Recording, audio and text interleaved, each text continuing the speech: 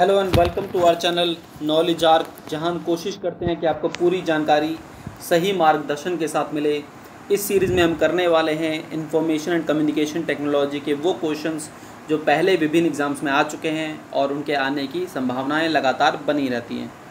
तो first question की तरफ चलते हैं। हमारे पहला क्वेश्चन है हमारा, when creating a word process document, this step involves the user changing how documents on pages appear both on the screen and in the printed form।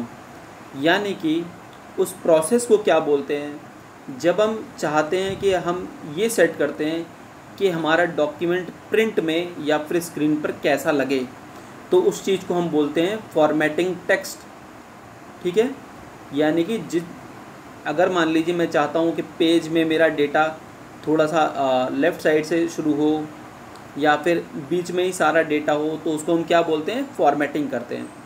उसका एग्जांपल मैं ले लेता हूँ। जैसे मान लीजिए जब मैंने ये पीपीटी बनाई थी, तो आप देख रहे हैं, तो मैंने कौन सा वर्ड कहाँ पर आना चाहिए था उसके लिए उसकी फॉर्मेटिंग की। तो उस चीज़ को, उस टर्म को क्या बोलते हैं, फॉर्मेटिंग बोलते हैं। जब हम टेक्स्ट को फॉर्मेटिंग करते हैं तो उसको बोलते हैं फॉर्मेटिंग टेक्स्ट। ठीक है, तो इस क्वेश्चन का हमारा आंसर हुआ option number C. Next question की तरफ चलते हैं। A red wavy line under a word indicates that the word, यानी कि जब हम भी कोई लाइन लिखते हैं वर्ड डॉक्यूमेंट के अंदर, उसके नीचे एक लाइन आ जाती है, रेड लाइन आ जाती है, जो कि जिगजैग लाइन होती है। ठीक है, तो वो लाइन क्यों आती है? तो इस क्वेश्चन का हमारा आंसर है option number B. It is not in the dictionary file therefore might be spelled incorrectly. यानी कंप्यूटर हमको ये बताता है इस लाइन के माध्यम से कि ये जो आपका वर्ड है वो डिक्शनरी में नहीं है, तो हो सकता है आपने इसकी स्पेलिंग गलत लिखी हो। ठीक है, तो इस क्वेश्चन का हमारा आंसर क्या हुआ, ऑप्शन नंबर बी। यहाँ पे इज़ नहीं आएगा, यहाँ पर इट आएगा। ठीक है, when you want to move some text from one page to a different page the best method is, यानी कि जब कोई टेक्स्ट की जानकारी आप एक पेज से दूसरे पेज पर लेकर जाना चाहते हैं, तो उसके लिए सबसे अच्छा माध्यम क्या है?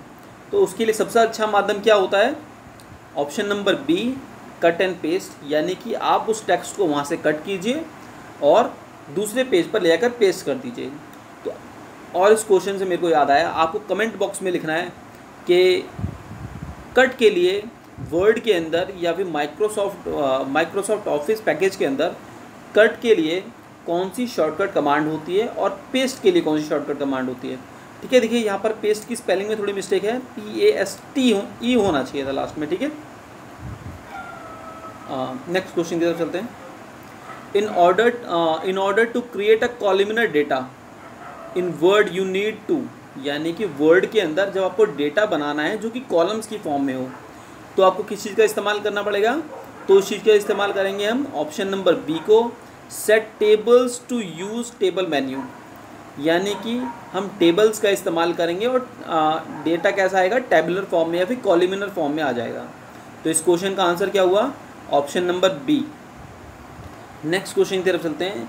You organise file by storing them in, यानी कि आप अपनी फाइल को ऑर्गेनाइज करने के लिए किस तरह से उसको स्टोर करते हो। तो फाइल किस तरह से स्टोर होती हैं हमारे कंप्यूटर के अंदर, वो क्या होती हैं, फोल्डर्स के अंदर स्टोर होती हैं। ठीक है, तो इस क्वेश्चन का आंसर क्या हुआ, option number B. Next question की तरफ चलते हैं। In order to email a Word document from within Word, यानी कि आपने कोई वर्ड डॉक्यूमेंट खोला हुआ है और आपको उसे वहीं से मेल करना है, तो आप उसके लिए क्या इस्तेमाल करेंगे? आपको इसमें ऑप्शन नंबर 1 इस्तेमाल करना है। इसका आंसर है ऑप्शन नंबर ए। आपको फाइल पर क्लिक करना है, सेंड टू में जाना है और मेल रिसिपेंट में क्लिक करना है, तो आपकी फ़ाइल आप जिस भी रिसिपेंट को चाहेंगे वो वहाँ तक पहुँच जाएगी। ठीक है, तो इसका आंसर है option number A. What is the main folder on a storage device is called, यानी कि आपके स्टोरेज डिवाइस के अंदर जो मेन फोल्डर होता है उसको हम क्या बोलते हैं? तो इस क्वेश्चन का आंसर क्या हुआ, इस क्वेश्चन का आंसर है हमारा रूट डायरेक्टरी। देखिए, जैसे ही टेलीफोन की डायरेक्टरी आपने सुना होगा, टेलीफोन डायरेक्टरी में क्या होता था, नाम के साथ साथ सबके फ़ोन नंबर लिखे होते थे। उसी तरह से क्या होता है, यहाँ पे एक थोड़ा ग्राफिक में समझाया आपको ज़्यादा समझ आएगा। अब जैसे मान लीजिए यहाँ पर आपने यहाँ पर एक मेन फोल्डर हो गया, ठीक है, उसके अंदर 3 फोल्डर हो गए, ठीक है, और इनके नीचे सब फोल्डर हो गए, ठीक है। तो इस मेन फोल्डर को क्या बोलते हैं? इस मेन फोल्डर को हम बोलेंगे रूट डायरेक्टरी, ठीक है। तो ये क्या हुआ, हमारा जो मेन फोल्डर होता है उसको क्या बोला जाता है? Root directory. तो इस क्वेश्चन का हमारा आंसर हुआ option number C. The name a user assign to a document is called, यानी कि जब कोई यूज़र एक डॉक्यूमेंट को असाइन करता है कोई नाम, तो उसको हम क्या बोलते हैं? उसको हम बोलते हैं फाइल नेम, ठीक है। कोई भी फाइल नेम हो सकता है, जैसे हम कहते हैं ना इस फाइल का कोई नाम रख दो, ठीक है, तो उसको क्या हम बोलते हैं? File name. तो इस क्वेश्चन का आंसर है option number A. Data is stored in computer as, आपका जो डेटा है कंप्यूटर में किस तरह से स्टोर होता है? तो इस क्वेश्चन का आंसर है हमारा फाइल्स में। आपका जो डेटा होता है वो फाइल्स की फॉर्म में स्टोर होता है। फाइल्स किस में स्टोर होती हैं? फोल्डर्स के अंदर स्टोर होती हैं। हमसे क्या पूछा गया, आपका डेटा कहाँ स्टोर होता है? तो इसका आंसर है फाइल्स, ठीक है, ऑप्शन नंबर ए। नेक्स्ट क्वेश्चन की तरफ चलते हैं। Which type of file is created by word processing program, आपने कोई वर्ड प्रोग्राम आपने खोला तो उससे किस तरह की फ़ाइल जनरेट होगी? तो उससे किस तरह की फ़ाइल जनरेट होगी? डॉक्यूमेंट फाइल टाइप का एक फ़ाइल जनरेट होगी। उसको हम क्या बोलते हैं? शॉर्ट में बोलते हैं डॉक फाइल बोलते हैं। अच्छा चलिए, आपको ये क्या लिखना है? आपको कमेंट बॉक्स में लिखना है कि जब हम कोई वर्ड डॉक्यूमेंट बनाते हैं तो उसकी एक्सटेंशन क्या होती है। पुरानी इसकी एक्सटेंशन मैं लिख देता हूँ, पुराने एक्सटेंशन बता देता हूँ, वो होता था .doc। आपको उसकी नई एक्सटेंशन लिखनी है, ठीक है, नए वर्जन की एक्सटेंशन लिखनी है। तो this is the end of our video.